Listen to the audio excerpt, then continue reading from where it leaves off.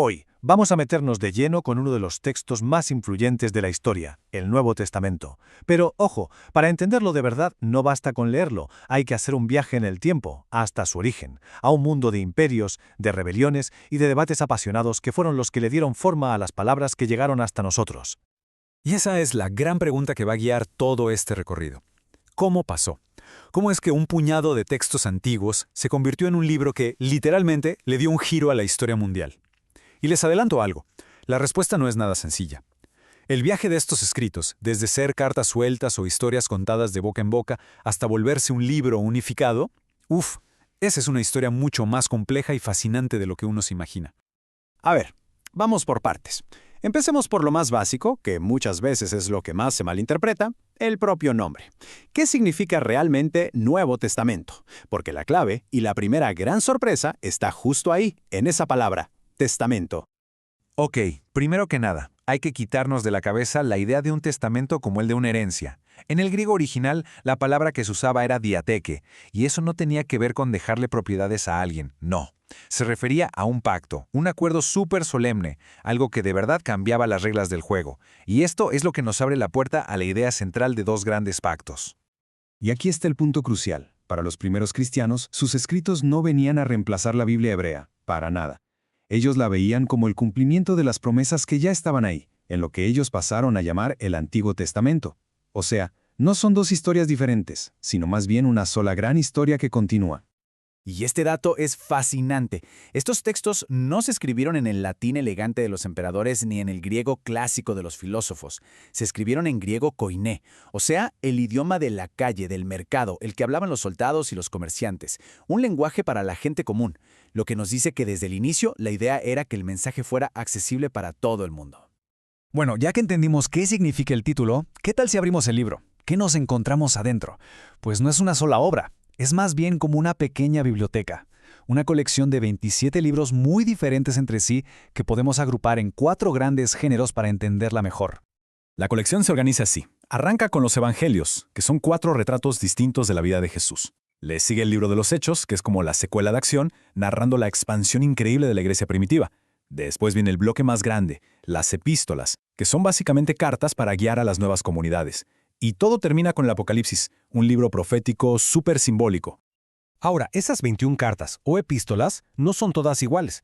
La gran mayoría sí, llevan la firma del apóstol Pablo y fueron escritas para resolver problemas muy específicos en distintas iglesias. Pero también hay otras, como la misteriosísima carta a los Hebreos, que nadie sabe a ciencia cierta quién la escribió. Y 7 cartas llamadas generales, porque iban dirigidas a una audiencia cristiana mucho más amplia. Ahora sí, llegamos a una de las partes más debatidas y fascinantes. Si había muchísimos escritos cristianos circulando, ¿por qué solo estos 27 libros terminaron en el Nuevo Testamento? El viaje desde los frágiles rollos de papiro hasta una colección oficial, o canon, fue un proceso larguísimo y, créanme, lleno de debates. A ver, partamos de un hecho que a mucha gente le sorprende. No existe ni un solo documento original del Nuevo Testamento. Los manuscritos que salieron de la mano de Pablo o de los evangelistas se perdieron en la historia. Todo lo que tenemos hoy son copias de esas copias. Pero aquí viene lo realmente asombroso. Aunque los originales se perdieron, la cantidad de copias antiguas que sobrevivieron es monumental, más de 5,000 manuscritos nada más en griego. Ningún otro texto del mundo antiguo se le acerca ni de lejos. Y esta abundancia es una maravilla, porque les permite a los expertos comparar y reconstruir los textos originales con una confianza altísima. Y este proceso no fue de la noche a la mañana. Los libros se escribieron en el siglo I, pero fue hasta el siglo II que ya hubo un acuerdo más o menos general sobre los 4 evangelios.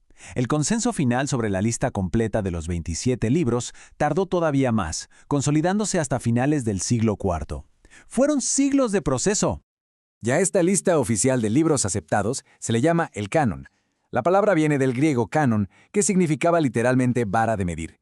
Así que la idea era esa. Estos textos se convirtieron en la regla, el estándar para medir la fe y la práctica de la iglesia.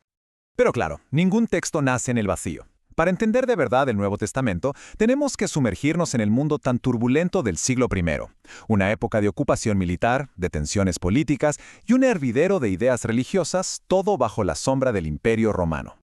Este era el mapa del mundo para los primeros cristianos. Todo desde la crucifixión de Jesús en Judea hasta las cartas de Pablo a Roma pasó dentro de las fronteras de esta única superpotencia, el Imperio Romano.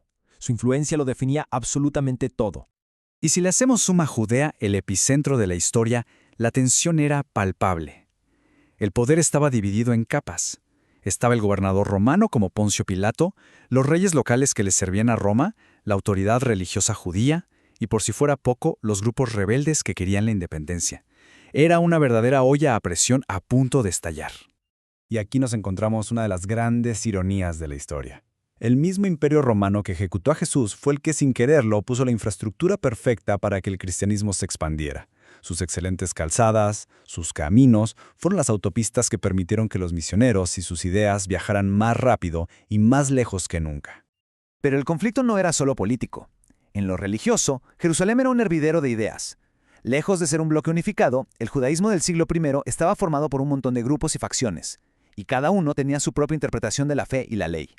Y esta diversidad es clave para entender los evangelios. Por ejemplo, estaban los fariseos, súper enfocados en la tradición, los saduceos, que eran la élite del templo y no creían en la resurrección, los expertos en la ley, los escribas, y hasta grupos como los samaritanos. El cristianismo no nació en una burbuja, sino en medio del diálogo y muchas veces del conflicto con todas estas corrientes. Y todo esto nos deja con una pregunta final. Al entender que el Nuevo Testamento no es un libro que simplemente apareció, sino que fue escrito, copiado, debatido y compilado por personas en un momento histórico concreto, ¿cómo cambia eso la manera en que podemos leerlo hoy? Es una pregunta que sin duda sigue resonando a través de los siglos.